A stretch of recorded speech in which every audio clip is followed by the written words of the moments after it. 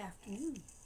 I thought today I'd talk to you about how diabetes shows up in families, how it runs in families, and give you an idea of what your odds are.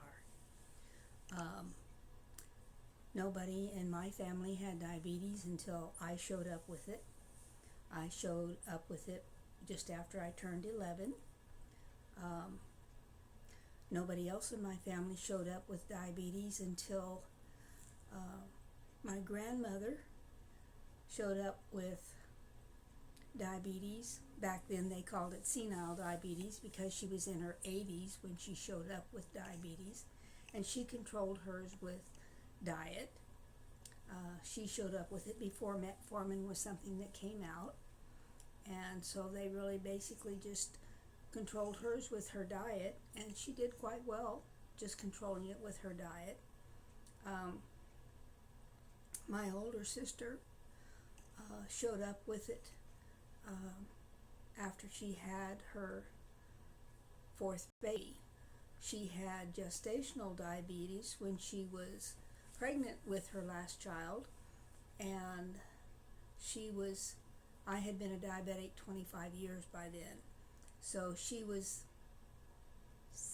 37, 38 when she showed up with diabetes, and she had low blood sugars, and I kept telling her she was a diabetic in training. She didn't believe me, but she was a diabetic in training, and she showed up with diabetes overnight. She had gone to the doctor on Monday morning, and her fasting sugar was 68, which was a little on the low side. And the next day she was really sick, and her husband took her to the emergency room, and overnight her sugar had gone from low to high because her fasting sugar the next morning was 380. So she became a diabetic, and basically overnight. And I've known several people that will go for a year or more with low blood sugars, and then just one night it switches and you're a diabetic. And so I have come to experience over the years that there are a lot of people out there who have low blood sugars, who I call diabetics in training, and I try to tell them that they can prolong becoming a diabetic if they change their diet and they eat more like a diabetic, 6 little meals a day, or 6 meals a day, 3 meals and 3 snacks, but evenly spaced. And sometimes it works and sometimes it doesn't, but my older sister, who's passed away, she passed away 8 years ago,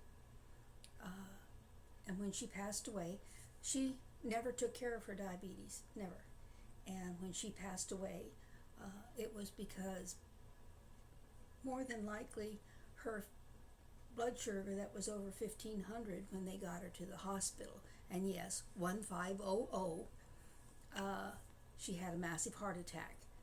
And when they got her to the hospital, besides having had a heart attack, her blood sugar was over 1500. She had a second heart attack and did not make it. Anyway, in our family, there were 4 kids, and she was the oldest. I was the second child, and both of us ended up with diabetes that was insulin dependent. She had 4 children. 2 of hers are, I think 2 are diabetic now. Her oldest and her youngest. Her youngest was having problems with low blood sugars the last time she would talk to me. She hasn't talked to me in years now. She blamed me for her mother's death because I was the one that was medical power of attorney, and I told them not to do anything because she had had such a high blood sugar many times before that, and she had vascular dementia, which is Alzheimer's for diabetics, and it's on steroids, believe me. And her sugar was real high, and the massive heart attack that she had damaged her heart really badly, so she would have been more than likely a vegetable and an invalid, and wouldn't have known anybody was there anyway, and I told them not to do anything. Anyway, her oldest child, he's in his 50s now. He may be pushing 60. Anyway, her youngest is the other one that had low blood sugars, and I imagine by now she has become a diabetic as well.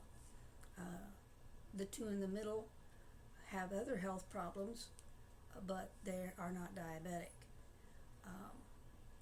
I have not heard of any of their children having diabetes, and the oldest boy has 3 boys, and her youngest doesn't have any. Her third daughter has 2, and her second son has 3, and those 3 call me grandma, and as far as I know, all of them are still healthy. But diabetes will skip a generation, and my ex-husband has shown up with diabetes now. His mother had diabetes. She didn't get it until she was in her 70s, but the genetics are there. His dad also had diabetes, and they controlled it with metformin. I don't recommend metformin for anybody. My grandmother, like I said, showed up with diabetes when she was in her 80s. My dad also showed up with diabetes in his 80s. So the genetics are there. Nobody else in his brothers don't have diabetes, and as far as I know, none of their children have diabetes either. So it could be something that was a combination of genes between my dad and my mother. Who knows? My nephew has had diabetes for about 25,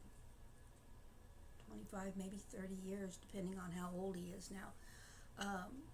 And he's insulin dependent. He has had pancreatitis a couple of times, and it's come close to killing him, but he's still alive and kicking just like me. Anyway,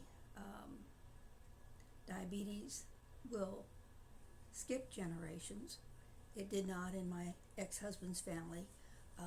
And in my ex-husband's family, there are 4 children, and he's the oldest, and his youngest sister is an insulin-dependent diabetic, and she's been a diabetic probably for about 8 years now. She's in her 40s. I think she's 48 now. And so she developed diabetes when she was in her late 30s or early 40s. And like I said, she's insulin-dependent diabetic. So far, none of her children have shown up with diabetes, and they each have children, and as far as I know, none of them have diabetes either.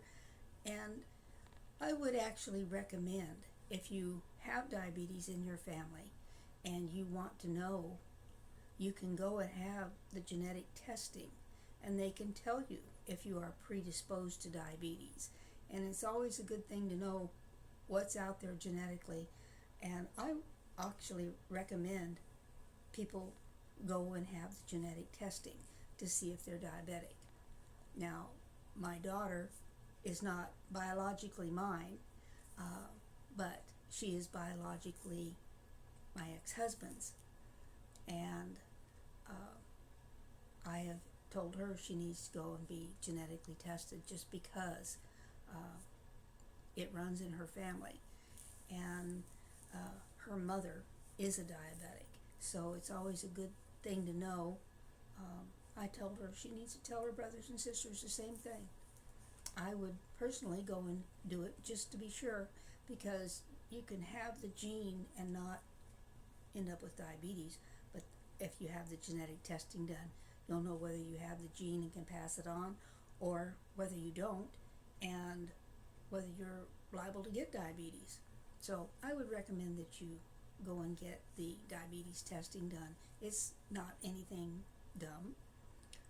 I know families where a parent will have diabetes, none of their children will have it, but their grandchildren, it'll be all over in the grandchildren.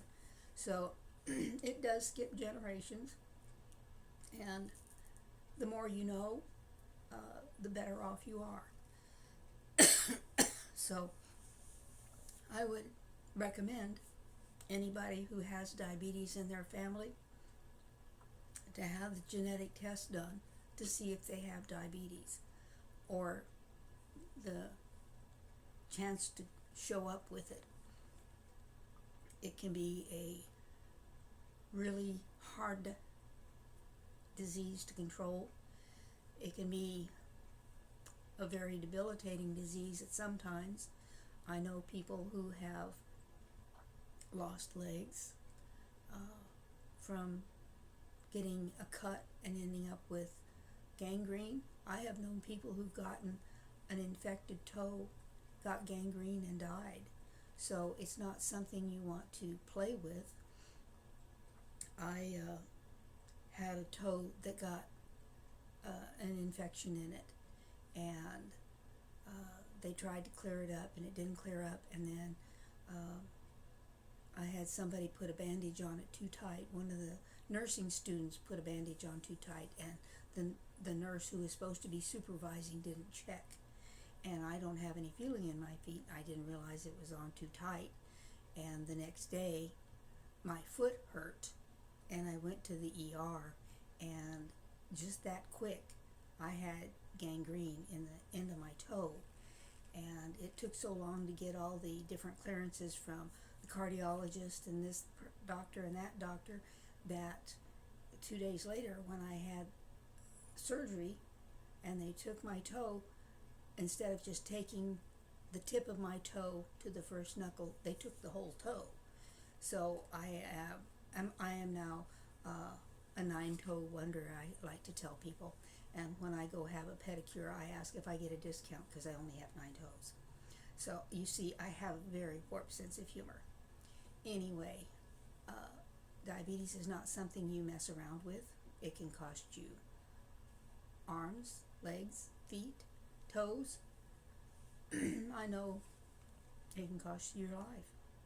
So the more you do to take care of yourself, the better off you are. And you have to be your own advocate. You have to know your own body, because these doctors, they will do things that will kill you, literally. And it's up to you to make sure that they don't do that. So when they say things, question what they say. I think I'm probably my doctor's own worst nightmare, because they say, well, we want you to do this. And I say, and why is that? Because I can't see why you want me to do that. And I am especially bad with the diabetic doctor, because she's always wanting me to change things with my insulin pump. And she's changed things a couple of times, and I've ended up with really low sugars in the middle of the night, and I ended up changing them back. And she gets mad at me, and I say, don't do that again, because I don't need to be up at 3 o'clock in the morning with a 40 blood sugar. It just doesn't help me at all.